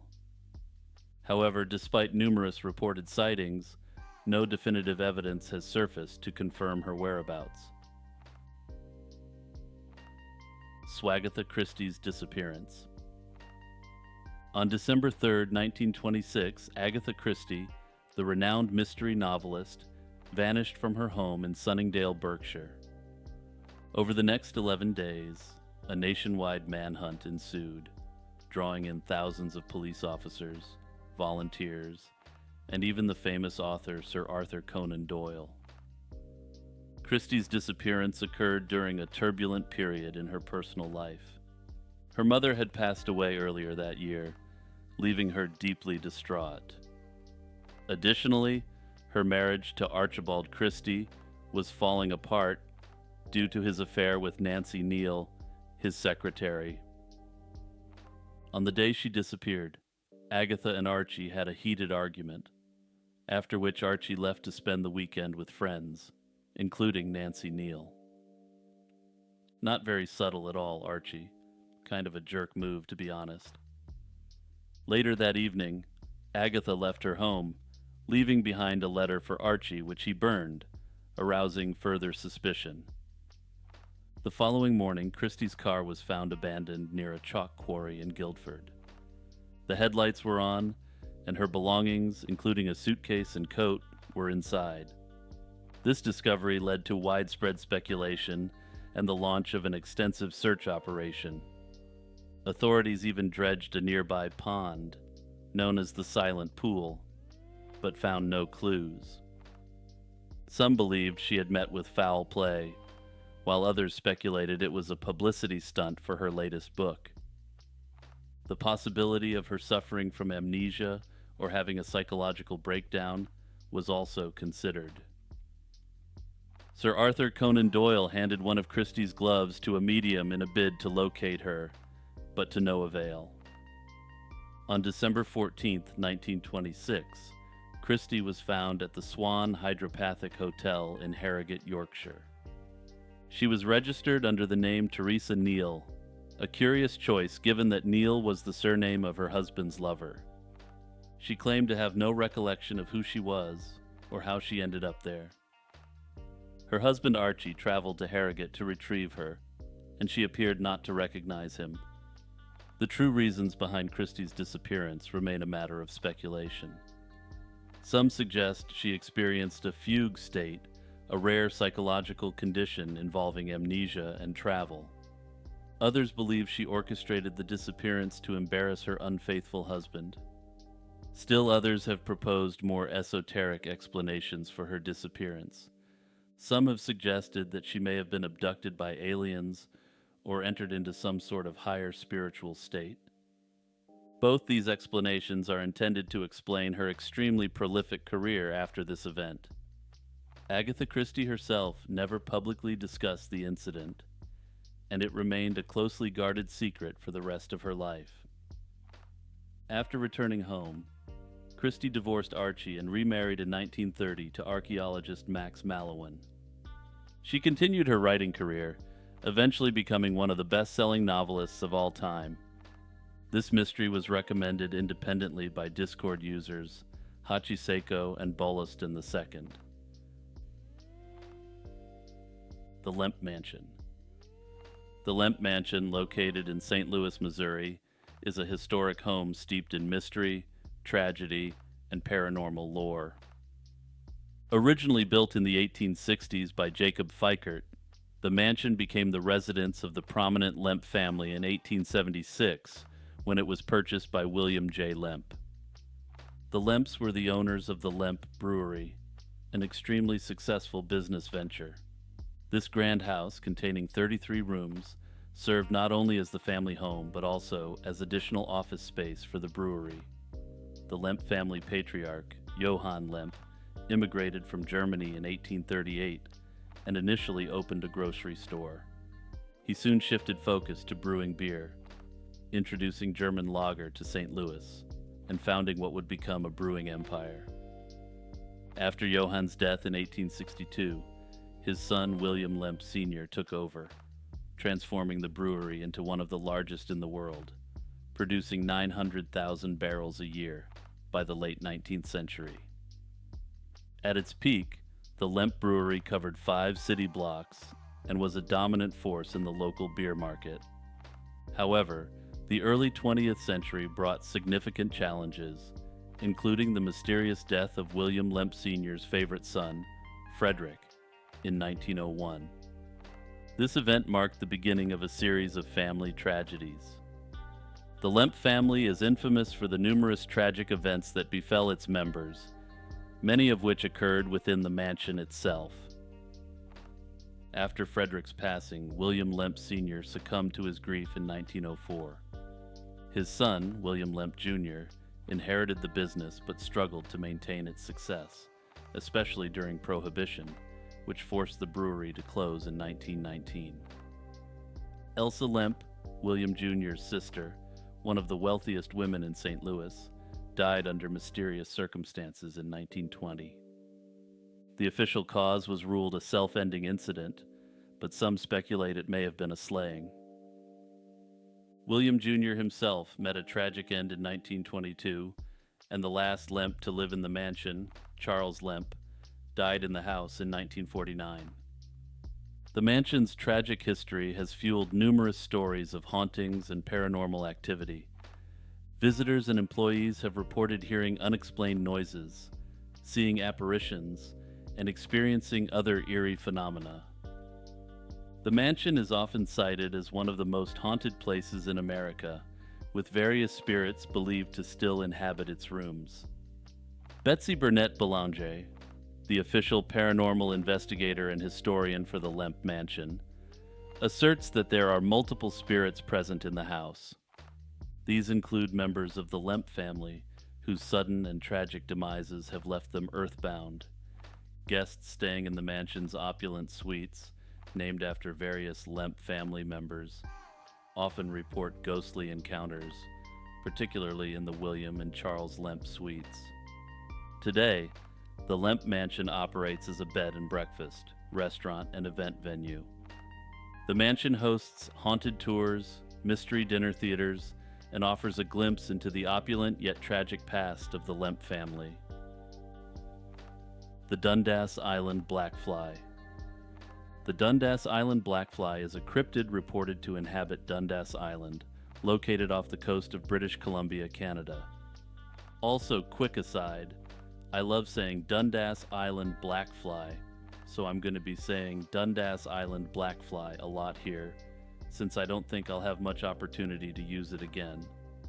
The alleged habitat of the Dundas Island Blackfly is mainly the dense forest and coastal areas of Dundas Island. This remote and relatively uninhabited island provides an ideal environment for the blackflies to thrive. This creature is described as a large insect, growing up to 6 inches in length, and predominantly black in color. Unique to this fly cryptid are its gruesome feeding habits, as it is said to both consume the flesh and drink the blood of its prey. The origins of the Dundas Island blackfly stories date back to indigenous folklore.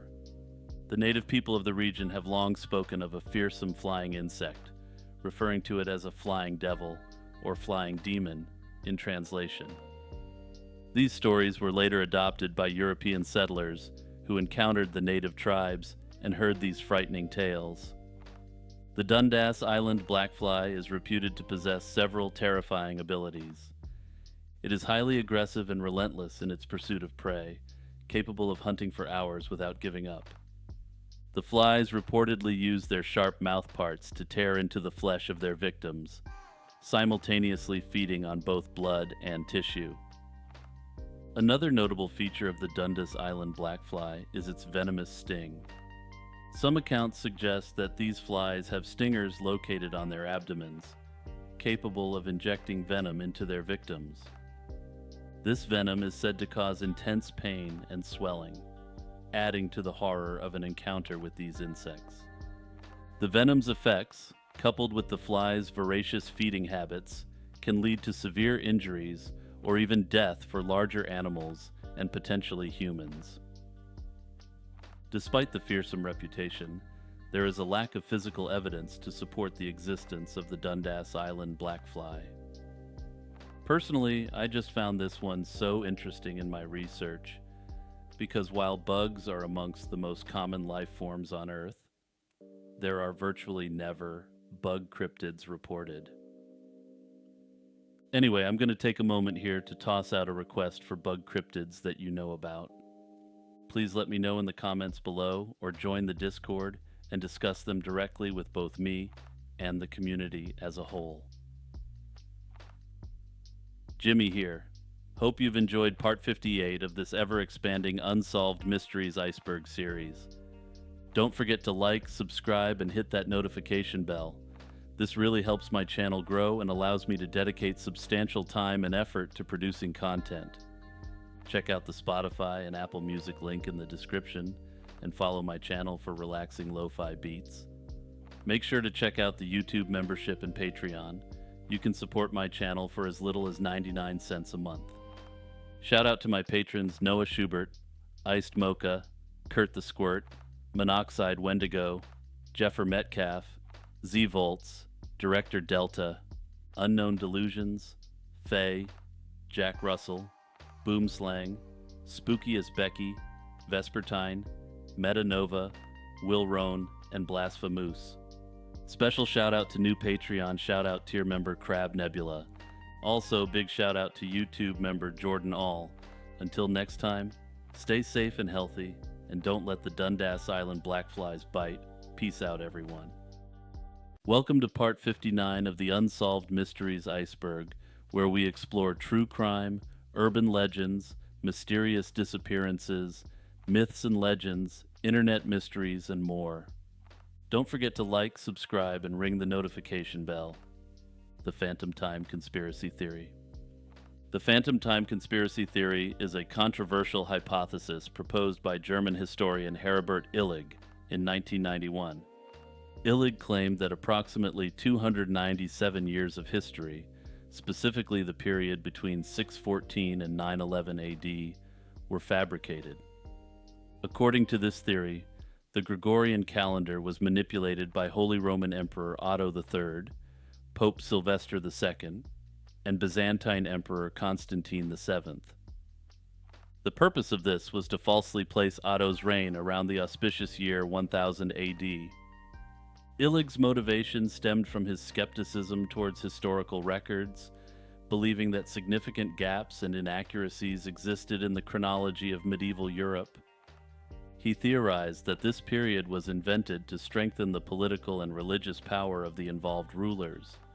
By creating a fabricated historical timeline, these leaders could consolidate their positions, align significant events with religious narratives, and bolster their legitimacy. Illig's primary claims include the fabrication of events and figures, such as the legendary Emperor Charlemagne, who he argued never existed. He suggested the introduction of falsified documents and the planting of fake archaeological evidence to support the invented timeline. Additionally, Illig pointed to discrepancies between the Julian and Gregorian calendars, suggesting the latter's adjustments concealed the added phantom years. Illig and his supporters point to several pieces of evidence they believe support their claims, including a lack of archaeological and historical records from the alleged phantom period. However, the phantom time hypothesis has faced substantial criticism from historians and scientists. Major counter-arguments include extensive historical records from other regions and empires that align with the conventional timeline and contradict the notion of missing years. Astronomical data, such as solar eclipses and the appearances of Halley's Comet, have been accurately dated and do not support the existence of phantom years. Furthermore, archaeological dating methods, including radiocarbon dating and dendrochronology, have provided consistent timelines unaffected by phantom time. If the phantom time hypothesis were true, it would imply that significant historical events, including the Muslim conquest of Spain and the Viking raids on England, never occurred. This would require a massive and highly coordinated effort across multiple civilizations, which most scholars find exceedingly unlikely. Additionally, it would mean re-evaluating a substantial portion of medieval history and the legitimacy of many historical figures and events. The phantom time conspiracy theory remains completely discredited within the academic community. The vast body of evidence from various fields of study, including history, archaeology, and astronomy, supports the conventional timeline of historical events. The disappearance of Brianna Maitland. Brianna Maitland was a 17-year-old from Montgomery, Vermont, who went missing on March 19, 2004, after leaving her job at the Black Lantern Inn. Brianna had what could only be classified as a tumultuous teenage life. She moved out of her family home to live with friends, dropped out of high school, and was working 2 jobs while studying for her GED. On the day of her disappearance, she successfully passed her GED test, celebrated with her mother, and went to her evening shift at the Black Lantern Inn. She declined a coworker's invitation to dinner, stating she needed to rest for her second job the next morning. Brianna was last seen driving off alone around 11:20 that evening. Brianna's 1985 Oldsmobile was found the next day, backed into an old abandoned farmhouse about a mile from her workplace. The scene was odd. The car's rear end had crashed into the building, and a piece of plywood lay on the trunk. Inside the car were Brianna's uncashed paychecks, her driver's license, contact lenses, medication, and other personal items. Outside, police found loose change, a water bottle, and an unsmoked cigarette. Initially, the car was assumed to be abandoned by a drunk driver, but when Brianna was reported missing days later, the connection was made. Several witnesses reported seeing the car at different times on the night of her disappearance, but none saw anyone in or around the vehicle. The initial police investigation considered the possibility that Brianna was a runaway, partly due to her recent move and independent lifestyle. However, her parents and friends quickly dismissed this theory, given her positive mood and future plans. One theory posits that Brianna was taken by strangers who might have been waiting for her. This theory is supported by the strange arrangement of her car and the items left at the scene. Another theory suggests involvement by people she knew. 3 weeks before her disappearance, Brianna was attacked by a former friend, who was later cleared of involvement. Some speculated Brianna might have been involved in drug activity. either as a user or due to associations with local dealers. This theory gained traction when an anonymous tip suggested she was being held by drug dealers, but subsequent police raids found no evidence supporting this. Over the years, the case has remained active, with authorities occasionally revisiting old leads and following up on new ones. DNA evidence was collected, but no definitive conclusions have been drawn from it so far. The Slaying of Jill Dando. On April 26, 1999, BBC journalist Jill Dando was found lifeless outside her home in Fulham, London. Jill Dando was a beloved television presenter, known for her work on BBC's Breakfast Time, Breakfast News, Crime Watch, and several other programs. She was named BBC Personality of the Year in 1997 and was engaged to Alan Farthing, a successful physician, at the time of her passing. On the morning of the incident, she returned to her house in Fulham, which she was planning to sell, and was discovered shortly after being attacked.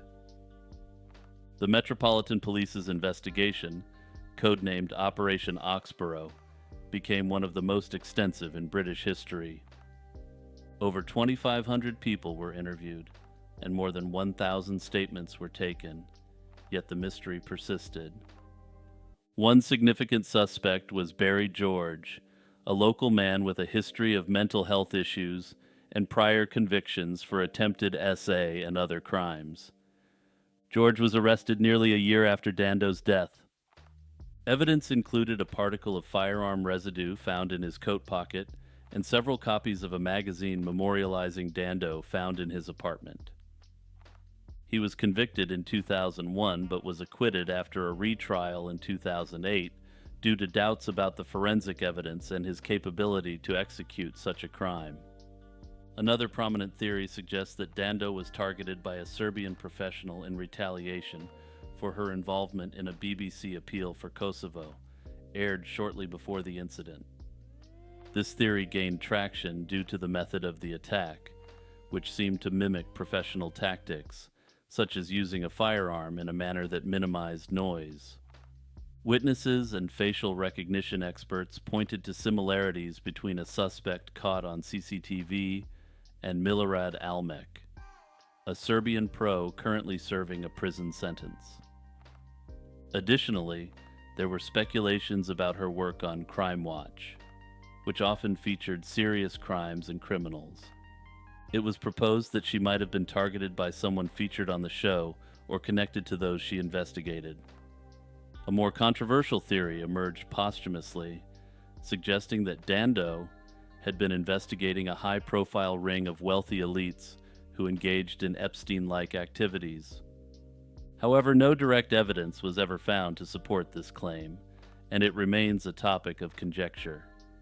The complexity of the case is heightened by conflicting eyewitness accounts and the fact that no clear motive has been established.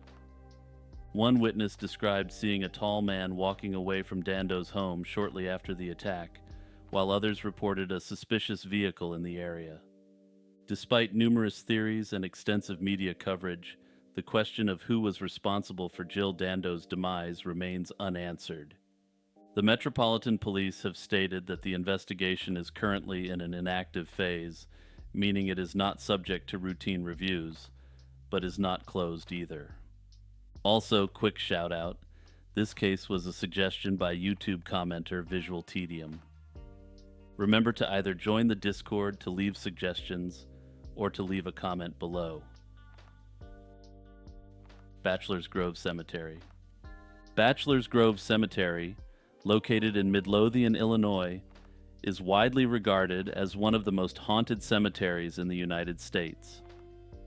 The cemetery dates back to the 1830s, when it was established by English settlers from New England. Initially, it served the small community that settled there, including notable early settler Stephen Rexford.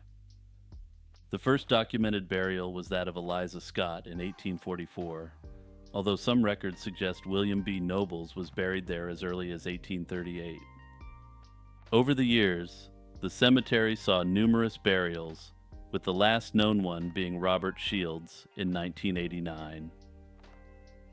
Bachelor's Grove has garnered a reputation for its paranormal activity, with numerous reports of ghostly apparitions and strange phenomena. The cemetery's remote location, bordered by the Rubio Woods Forest Preserve, adds to its isolated and mysterious atmosphere. One of the earliest reports involves a phantom farmhouse that appears and disappears as visitors approach it. This spectral building has been a staple in the ghost stories surrounding Bachelor's Grove. Among the most famous is the Madonna of Bachelor's Grove, or the White Lady, often seen carrying an infant or wandering the cemetery aimlessly. This apparition gained significant attention after a photograph taken in 1991 by the Ghost Research Society appeared to capture her image sitting on a stone. Another common sighting is the ghost of a farmer and his horse, believed to have drowned in a nearby pond in the 1870s. Visitors have reported seeing the farmer and his plow emerging from the water, only to vanish moments later. Numerous theories attempt to explain the hauntings at Bachelor's Grove. Some suggest that the cemetery is located on ley lines, which are believed to be paths of spiritual energy.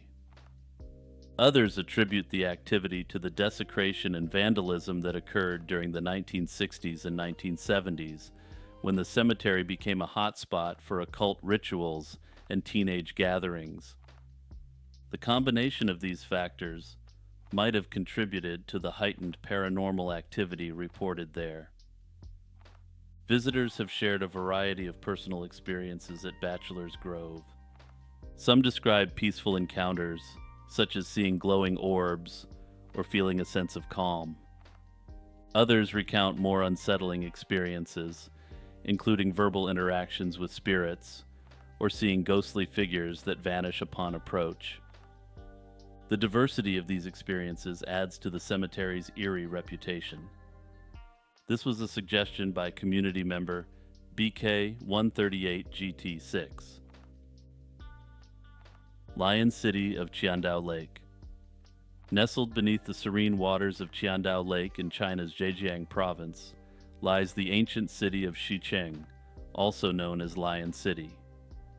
Xicheng was established during the Eastern Han Dynasty, which ran until the late 2nd century AD, and was named after a nearby feature known as Five Lion Mountain. The city thrived for centuries, reaching its peak during the Tang and Ming dynasties, serving as a significant cultural and economic hub. In 1959, the Chinese government decided to construct a hydroelectric dam on the Xinan River, necessitating the creation of a man-made lake. This decision led to the submersion of Xicheng, placing it beneath approximately 80 to 130 feet of water. The flooding project resulted in the displacement of around 300,000 residents. The city remained hidden underwater for over 50 years, until it was rediscovered by divers in 2001. Initial explorations revealed that the city was remarkably well preserved, protected from the elements by its aquatic surroundings. The discovery sparked renewed interest in the site, both for its historical significance and its potential as a diving attraction. One of the most captivating aspects of Xicheng is its architectural integrity. The city features 5 entrance gates, a rare deviation from the traditional 4, each adorned with intricate stone carvings and statues. These structures date back to the Ming and Qing dynasties and include well-preserved temples, arches, and even wooden beams.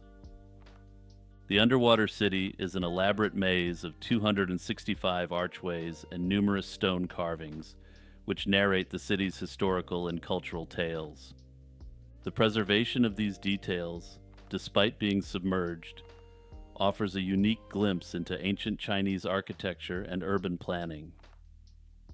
The circumstances surrounding the intentional flooding of Xicheng have led to various theories and speculations. Some view the decision as a necessary step for modernization and industrialization as part of China's push during the mid-20th century. This theory highlights the prioritization of economic development and energy needs over the preservation of historical sites. Some historians suggest that submerging Sichuan inadvertently helped preserve its architectural integrity. By being underwater, the city has been protected from weathering, human interference, and other forms of degradation that typically affect ancient ruins. The city's submersion has inadvertently turned it into a time capsule. Today, Sichuan has become a popular site for divers and tourists as they can explore the city gates, statues, and other structures that would have been lost to time.